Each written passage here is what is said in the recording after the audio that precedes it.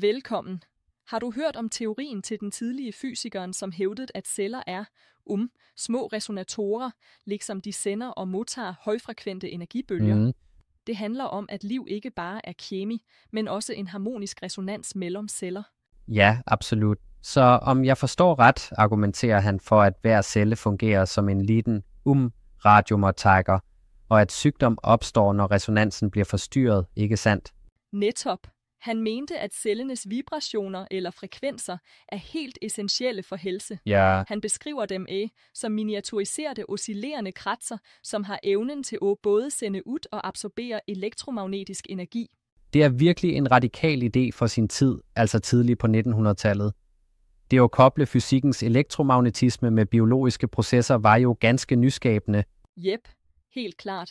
Han brugte den fremvoksende teorien om elektromagnetisk stråling for at bygge en bro mellem fysik og biologi. Tænk dig, at han så får se, at livets fundament både er kemisk og vibrationelt, næsten som en superavanceret radiomodtager. Og hvis vi følger denne tankegang, bliver sygdom et resultat af, at cellernes normale frekvensmønster forstyrres. Det minder mig om, hvordan en radio kan miste signalet, hvis den bliver udsat for interferens, for eksempel af stærke eksterne kilder. Stemmer det? Ja, det er akkurat det, han foreslog. Hvis cellernes egne signaler er stærke, kan de modstå ydre forstyrrelser. Men hvis de er svage, kan eksterne kræfter, som virus eller bakterier med sine egne elektromagnetiske udslip, forstyrre harmonien. Det er en slags tilstand af resonans eller dissonans, der sygdommen opstår, når orkestret ikke spiller i takt. Jeg synes, det er en smart metafor, som et orkester, der alle instrumenterne må være stemt rigtigt. Men er det ikke en fare for, at en slik overforenkling kan overse de traditionelle kemiske processerne? Hvad om begge deler faktisk spiller en rolle? Det er et godt point. Nogen kan kanskje sige, at han overdriver den elektromagnetiske siden. Men samtidig tvinger denne teorien os til at se på livet fra en ny vinkel og tænke på cellen som mere end bare en kemisk fabrik. Det åbner for muligheder for alternative behandlingsmetoder, som også genoprette den naturlige vibrationen i kroppen. Absolut. Det er en dristig idé. Og det stopper ikke der. Han tog også denne tankegang ind i dyreverdenen, ikke sandt? Jeg husker noget om eksperimenter med brevduer, der stærke radiobølger fik dem til at miste orienteringen. Ret. Han troede nemlig, at brevduer benyttede en slags biologisk kompas i ørets halvcirkelformede kanaler. Ja. Når en stærk elektromagnetisk bølge kommer flyvende, bliver signalet dæmpet, og duene mister retningen. Men så snart forstyrrelsen forsvinder, klarer de at finde vejen hjem igen. Det er ganske fascinerende. Næsten som om naturen har sin egen indebygte GPS, baseret på elektromagnetiske felt. Det forklarer også, hvorfor dyrenes adfærd ændrer sig under påvirkning af slike signaler. Kan du fortælle mere om det andre eksempel med insekter? Ja. Han præsenterede et eksperiment med møl, hvor man traditionelt troede, at hanmøllene blev tiltrukket af duften fra hunmøllene. Men han argumenterede for, at det ikke var lugten i sig selv, men en speciel elektromagnetisk stråling fra hundens agorganer, som fungerede som en signalantenne. Han viste det ved at behandle bomuld, som hundmøllene havde været på, for eksempel med alkohol, som dræbte cellerne og dermed stoppede udstrålingen, mens lugten forblev intakt. Resultatet? Hanmøllene blev ikke tiltrukket. Så essensen af budskabet er, at det ikke bare er de kemiske signalerne, men faktisk den elektromagnetiske vibrationen, som er nøglen. Noget, som virkelig kaster nyt lys over traditionelle teorier om insekternes kommunikation. Akkurat. Det samme princippet blev også brugt for at forklare andre livsfænomener, som aldring og til og med kræft, der tabet af normal cellevibration, kunne være en medvirkende faktor. Det giver et nyt perspektiv på, hvordan vi kan forstå og kanskje behandle disse tilstandene. Men for at stille et kritisk spørgsmål, er det ikke lidt spekulativt at antage, at hele livsprocessen fra celleniveau til kompleks dyreadfærd kan reduceres til en funktion af vibrationer og frekvenser? Nogen vil kanskje mene, at det er en overforenkling. Ja, det er en god indvending. Jeg tror, han selv anerkendte, at teorien var spekulativ, men mente, at den åbnede op for et nyt rammeværk. Det er ikke nødvendigvis en erstatning for traditionel biologi, men heller et supplement, som udfordrer os til at se på livets mysterier med et bredere perspektiv.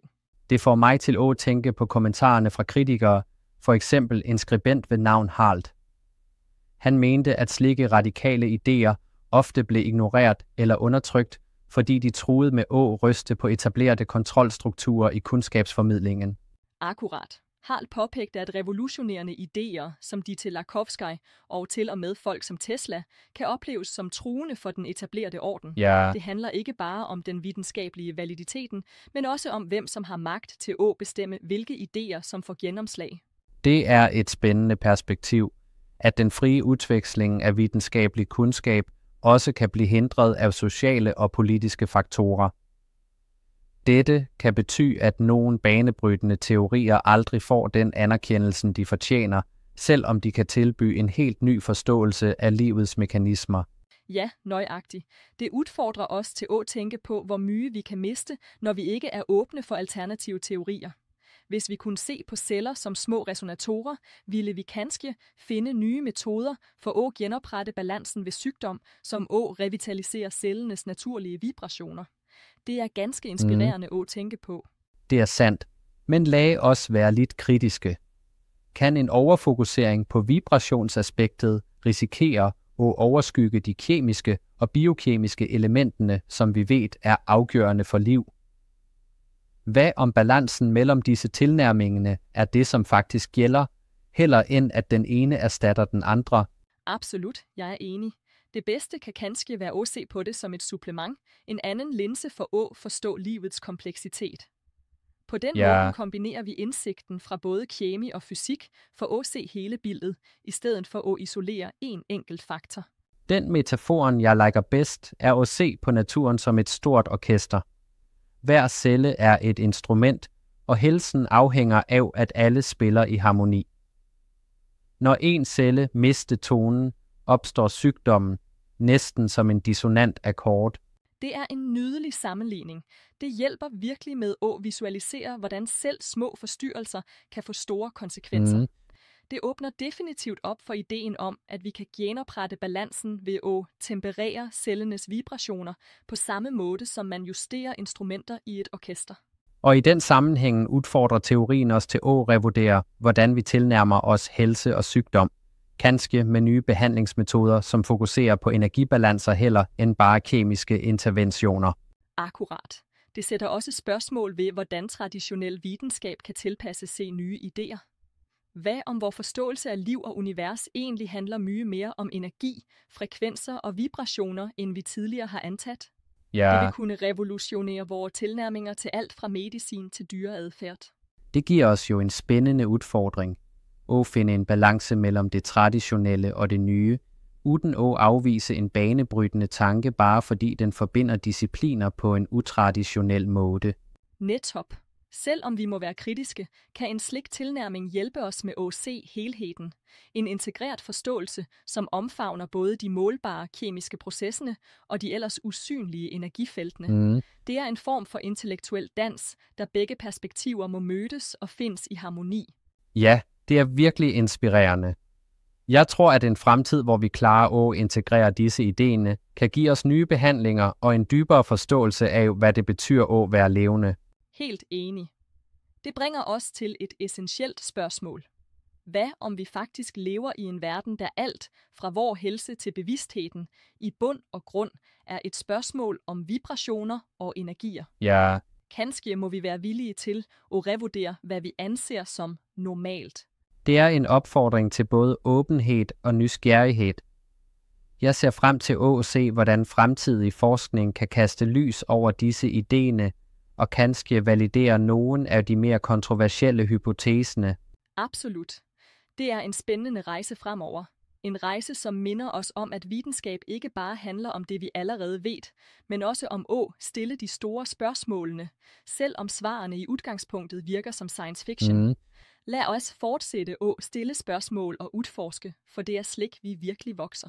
Så sandt. Det er netop den nysgerrigheden, som driver videnskaben fremover. Tak for en svært inspirerende diskussion om livets vibrationer og resonanser. Det har virkelig givet mig mye at tænke på. Tak selv.